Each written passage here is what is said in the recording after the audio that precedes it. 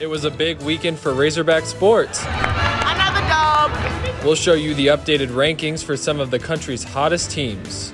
And some Arkansas businesses could soon see expanded services.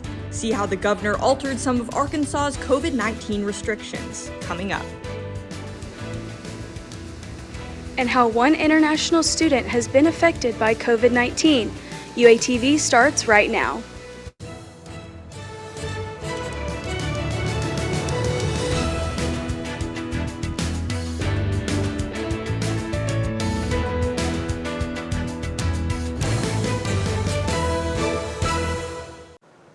Welcome to your Monday night edition of UATV News. I'm Heidi Kirk. And I'm Sean Romberg. Thanks for joining us. Several Razorback sports teams had a breakout weekend. We're going to bring in our sports anchor, Kogan Davis, for more. Kogan, how are the rankings favoring the Razorbacks? Multiple Razorback sports teams have been on a roll, breaking school records and earning high national rankings. The Razorbacks indoor track and field teams became SEC champions over the weekend. The men's basketball team has climbed the rankings to number 12 in the AP polls, and the baseball team just earned a number 1 ranking. With 14 sports teams nationally ranked, the Razorback athletics continue to grab attention of sports fans around the state. One team in particular making history, the Arkansas women's basketball team. UATV's Grace Spangler has the story. Thanks, Kogan. The Razorback women's basketball team has had a groundbreaking season this year, from being nationally ranked to setting records in the ACC and to now making program history here at the University of Arkansas. Let's meet the starters for your Arkansas Razorbacks.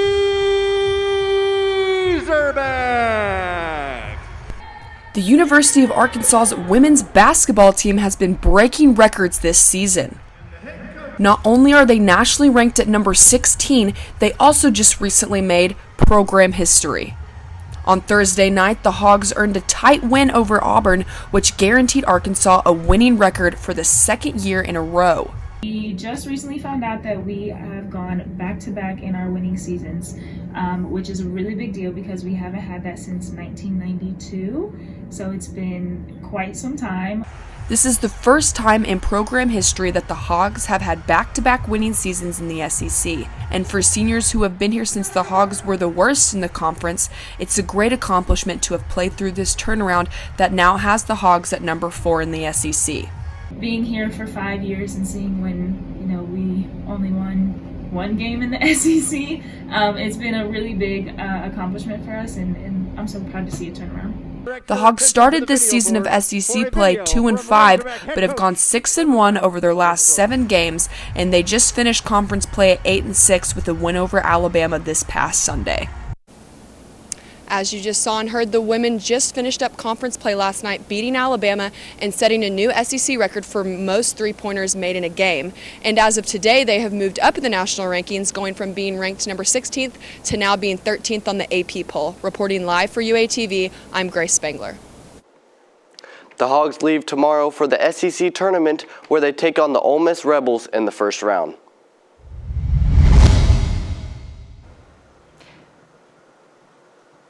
As the COVID-19 pandemic continues, the state of Arkansas eases its restrictions put in place to combat the virus.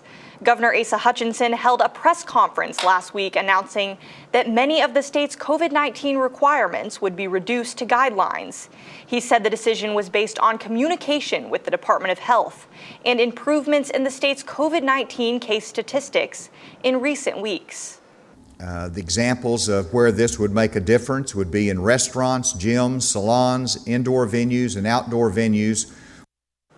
Although the governor did reduce the state's public health directives to guidance status, he signed a 30-day extension to the existing public health emergency declaration.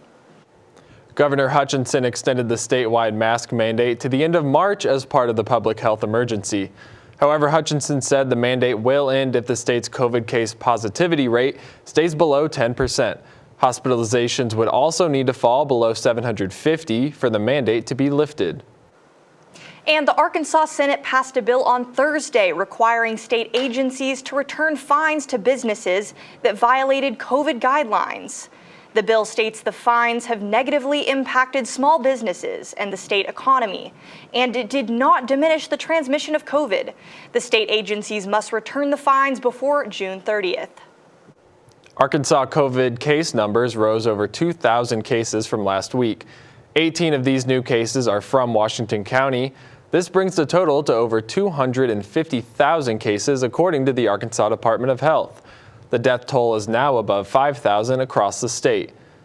And the Arkansas Department of Health reports that nearly 65% of Arkansas's COVID-19 vaccines have been administered.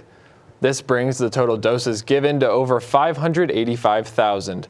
Arkansas is currently in Phase 1B of vaccine distribution. No vaccines were given yesterday, but they resumed today.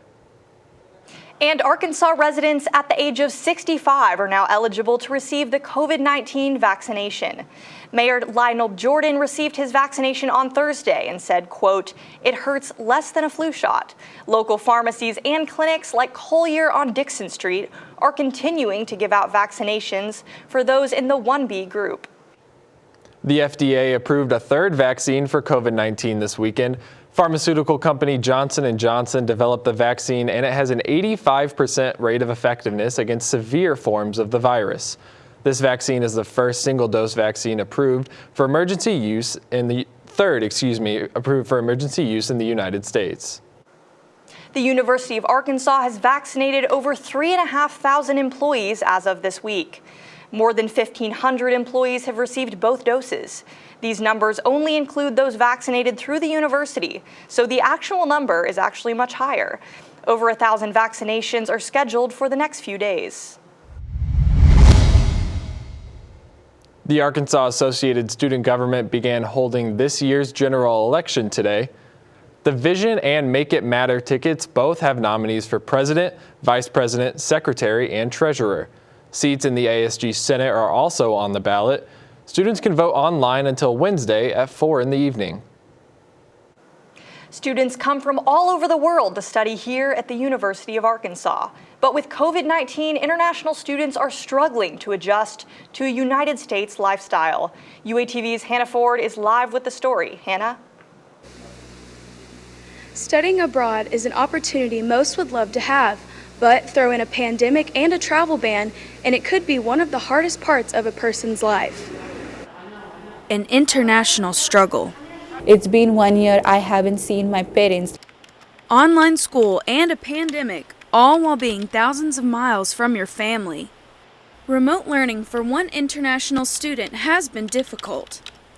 I stress out because the studies are going tougher and tougher, and I don't help any other helping hand except me.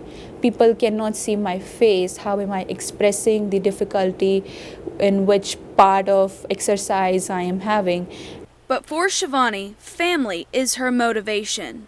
I have seen their struggle. I have seen the way they work so hard. They have been, working day and night for me, just for me. Shivani has learned to become her own person through this experience. I have learned how to become a person, like a human being, to be kind, to be generous with people, and how to understand a group of people. With her parents' ultimate support, Shivani is proud to be a student at the University of Arkansas. My mom, dad had a trust in me, and they saw that, Shivani can do it. So I think that's why I am here.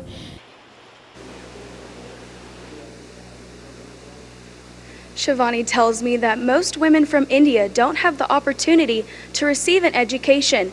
So being the first person in her family to receive an education in the United States is an honor for her.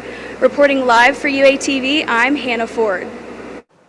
Thanks, Hannah. Shivani, as well as other international students, hopes to be soon reunited with her family. A car crash this afternoon knocks out a power line. Find out how this is affecting stores around town. Those in need across Northwest Arkansas often wonder where their next meal may come from. Find out how a local farm hopes to end this, coming up next. controversial legislation shot down by the Arkansas governor. Overriding parents, patients, and healthcare experts. What Governor Hutchinson's decision means for the proposed healthcare legislation. And the deadline to apply for spring commencement approaches. How to apply and get tickets for this year's in-person ceremony.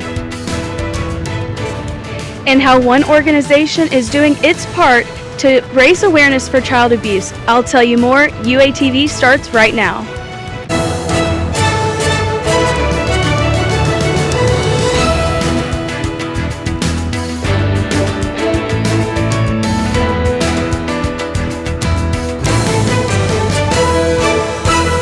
I was told this week that the nation is looking at Arkansas. A controversial bill meets a roadblock at the Capitol today. Governor Asa Hutchinson's decision gets hailed as a big win by more than just the transgender community. Good evening and welcome to this Monday night edition of UATV News. I'm Sean Romberg. And I'm Heidi Kirk. Thanks for joining us. Governor Hutchinson announced his decision to veto House Bill 1570 earlier today. In his media conference in Little Rock this afternoon, Governor Hutchinson called the bill extreme. He went on to cite the bill's potential to create a precedent for further regulations on pediatrics and health care. House Bill 1570 would put the state as the definitive oracle of medical care, overriding parents, patients, and healthcare experts. Next, the bill returns to the General Assembly, which can override the veto with a simple majority vote from both the House and the Senate. The governor's veto of the bill comes on the heels of protests right here in Northwest Arkansas. A local advocacy group, Bridge the Gap NWA, hosted the Black and Trans Lives Matter protests on Saturday. Organizers say the rally marks their way of standing up to quote Arkansas' support of Christian extremists' war on trans folk. And Experience Fayetteville also spoke out on the local effects anti-transgender legislation could have on Northwest Arkansas. Officials from Experience Fayetteville say the city faces boycotts of major sporting events and a potential loss of revenue. In their statement, officials also expressed solidarity for those affected by the new legislation. And the Arkansas Senate passed another gender-defining piece of legislation today. The Girls Act limits who can participate in athletic competitions across the state. The act bans males from participating in sports deemed exclusively designed for females. The bill passed 26-6 and will move on to the House of Representatives. The Arkansas Senate files a bill that focuses on harsher punishments for hate crime offenders. The bill states offenders who purposefully select their victims because of their ethnicity must serve 80% of their sentence before becoming eligible for parole. The bill now goes to the Judiciary Committee. April marks Sexual Assault Awareness Month. The Multimedia Department in Mullins Library will stream videos this month on sexual assault awareness. These videos aim to spread knowledge and open discussions on the topic. For more resources regarding sexual assault, you can speak with a member at Pat Walker Health Center. And around 1 in 7 children experience child abuse at least once in their lives. Raising awareness for this abuse is one of the biggest priorities for one company here in Northwest Arkansas. UATV's Hannah Ford is live with the story. Hannah? April is Child Abuse Prevention and Awareness Month, and one organization is doing its part to keep children safe. The Children's Safety Center has been in business in Springdale for over 20 years. They are a first stop for Priority 1 abuse victims up to age 17. This includes physical, sexual, and emotional abuse. The center provides all things necessary to ensure an investigation is taking place and that the child is being taken care of with multiple different programs. With the center, the hope is that the child only has to go there and they don't have to relive their trauma over and over again. Really, our mission is of hope and healing, that this can be like the hardest, scariest time in a child's life, as you can imagine. And the hope is that they are getting both the things they need to be safe, but then also the things they need to heal. To raise awareness, the Children's Safety Center put up pinwheels symbolizing the innocence of a normal childhood and how easily that innocence can be stripped away. Each handprint that you saw on the walls of the Safety Center was created by each child that has been to the center due to abuse. The color of Child Abuse Prevention and Awareness Month is blue, and I'm wearing my blue tonight to show my support for the cause. Reporting live for UATV, I'm Hannah Ford. Thanks, Hannah. To find out how you can get involved to make your contribution to raise awareness for child abuse, visit the Children's Safety Center website at childrensafetycenter.org. The United States passed a historic threshold in vaccine distribution this weekend. The CDC's tracker shows over 100 million Americans received at least one dose of the vaccine. This data includes over 75% of the American senior population. The CDC considers just under 20% of the population fully vaccinated. And vaccinations in Arkansas continued to rise during Easter weekend. The state administered almost 9,000 doses yesterday. The total number of Arkansans fully vaccinated now eclipses 450,000. Meanwhile, the number of active coronavirus cases in the state dropped to just over 1,600. The Washington County Health Unit hosts a free drive-through vaccine clinic tomorrow afternoon. Fayetteville residents 18 or older will receive the Johnson & Johnson one-dose vaccine. The health unit can only give out 500 doses. To receive the vaccine at the Washington County Health Unit, visitors will need their ID and insurance card. And the Washington Regional canceled their COVID-19 testing clinic over the weekend. The drive-through clinic became unnecessary due to a decrease in the demand for COVID-19 testing. The Washington Regional Urgent Care location will still provide COVID-19 testing services. Urgent Care will test asymptomatic people and those experiencing symptoms. The CDC releases guidance for those fully vaccinated against COVID-19. Per the guidelines, if vaccinated, you can gather indoors with other fully vaccinated people without masks or social distancing, travel in the U.S. without the need for testing, and forgo quarantine after exposure if you do not have symptoms. Governor Hutchinson lifted the mask mandate, but Razorback Transit still requires students to wear a mask. This means buses will still run at a reduced capacity. Razorback Transit remains committed to the U.S. Department of Transportation's Mask Up effort.